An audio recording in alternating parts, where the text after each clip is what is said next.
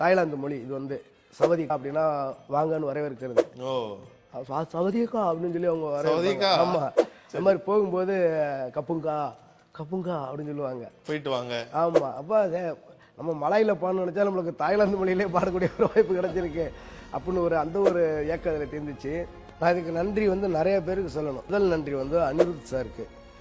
அவர் கொடுத்த எல்லா பாடல்களுமே என்னை அடுத்தடுத்த லெவலுக்கு எடுத்து போன பாட்டு. முதல் பாட்டு கட்டிக்கிட காக்கி சட்டையில், இரண்டாவது பாட்டு வந்து ஆகா கல்யாணம் பேட்டையில், பேட்டையில், மூணாவது பாட்டு வந்து சொடக்கு மேலே, நாலாவது பாட்டு டப்ப டப்பம், இப்போ அஞ்சாவது பாட்டு இந்த பாட்டு.